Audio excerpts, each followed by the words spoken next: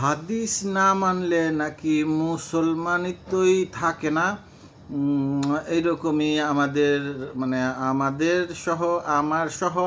আমাদের এক প্রিয়, খুবই প্রিয় এক হুজুর জনাব হাসানুল্লাহ, নাম না বলি, উনি বলেছেন যে হাদিস না মানলে ওর মুসলমানিত্বই বলে সন্দেহের মানে সন্দেহ প্রশ্নবিদ্ধ হয়ে যায়, তার মুসলমানিত্বই থাকে না, এরকম উনি সন্দেহ প্রকাশ করছেন। আসেন আগে ওনার বক্তব্যটা একটু শুনি, দেখেন কি বলে উনি। এছাড়া বুখারী মুসলিমে এত বেশি হাদিস বর্ণিত হয়েছে কবর আযাব সম্পর্কে, আহলুস সুন্নাহ ওয়াল জামাতের একজন মানুষও এটাকে অস্বীকার করে না। যারা হাদিস অস্বীকার করে ও তো মুসলমান কিনা, তার ইসলাম হলো কিনা, সেটাই তো প্রশ্ন সাপেক্ষ বিষয়। সে আবার প্রশ্ন করার সুযোগ কোথা থেকে আসে? তার ভাইরা আমার, নবী করিম সাল্লাল্লাহু আলাইহি সাল্লাম, আচ্ছা, জানি না শুনতে পাইছেন কিনা বা দেখতে পাইছেন কিনা, মূল কথা সেইটা না। মূল কথা যে উনি বলছেন যে বুখারী শরীফ, মুসলিম শরীফ বা হাদিস যারা অস্বীকার করে এদের মুসলিমত্বই তার প্রশ্নবিদ্ধ, সে তাদেরকে মুসলমান স্বীকার করে না।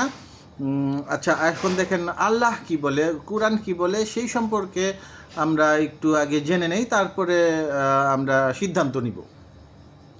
আচ্ছা, আমি সূরা বাকারার 285 নম্বর আয়াত, এটা আমি পড়তে চাই। এখানে আল্লাহ বলেন, মুসলমানরা বিশ্বাস রাখে আল্লাহর প্রতি, তার পয়গম্বরদের প্রতি, তার গ্রন্থসমূহের প্রতি এবং ফেরেশতাদের প্রতি।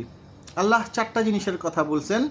যে আমি যদি এই সিরিয়ালটা ব্রেক করে সহজ সিরিয়ালে বলি, যে আসমানে আল্লাহর প্রতি এবং ফেরেশতাদের প্রতি, জমিনে নবী সমূহ মানে নবীগণের প্রতি, যত নবী আছে সব নবীগণের প্রতি যার বিশ্বাস আছে এবং তাদের উপর নাজিলকৃত গ্রন্থসমূহের প্রতি যাদের বিশ্বাস আছে, আল্লাহ কিন্তু তাদেরকে মুসলিম বলেছেন সূরা বাকারার 285 নম্বর আয়াতে। তা আল্লাহ বললেন যে 4টা বিষয়ের প্রতি যার ঈমান আছে, বিশ্বাস আছে, সে মুসলিম।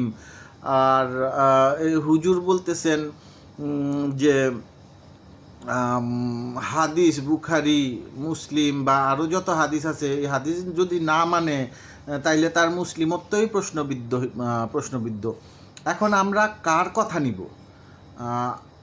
আপনাদের যার যার বিবেচনা, কার কথা নিব এটা আপনাদের কাছে আমার প্রশ্ন রইল। আমার ভিডিও ওনার কাছ পর্যন্ত যাবে না, বা কোনো দিন যদি আল্লাহ চান যেতেও পারে। ওনার কাছেও আমার প্রশ্ন রইল যে আমরা কার কথা মানব। ওই আল্লাহ কুরআনে যে বললেন যে মুসলমানরা বিশ্বাস করে আল্লাহর প্রতি, ফেরেশতাদের প্রতি, আর নবীগণের প্রতি, আর তার কিতাবসমূহের প্রতি, এই হইলেই সে আল্লাহ যাকে মুসলমান ঘোষণা দিয়েছেন। আর উনি বললেন যে হাদিস গ্রন্থগুলির প্রতি বিশ্বাস না করলে মুসলমানিত্বই প্রশ্নবিদ্ধ। কোনটা আমরা মানব? কোন কথা আমরা মানব? আপনার কথা মানব না আল্লাহর কথা মানব? আচ্ছা,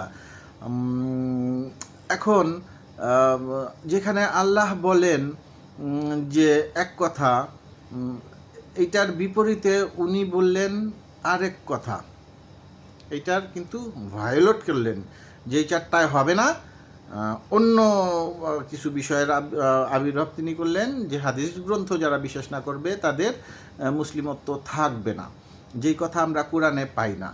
এখন আমি কোরআন যতটুক পড়ছি, আমি যতটুক জানি, আমার জ্ঞানে কোরআন কোরআন না মানলে ইভেন তার একটা আয়াতও যদি কেউ অস্বীকার করে তাইলে সে কাফের হয়ে যায়।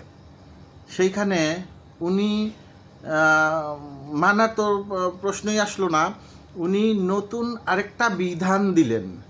তাইলে কি উনি নিজেকে বিধানদাতা হিসেবে নিজেকে প্রতিষ্ঠিত করতে চান? যেখানে আমরা জানি বিধানদাতা একমাত্র আল্লাহ। ধন্যবাদ। সালামু আলাইকুম।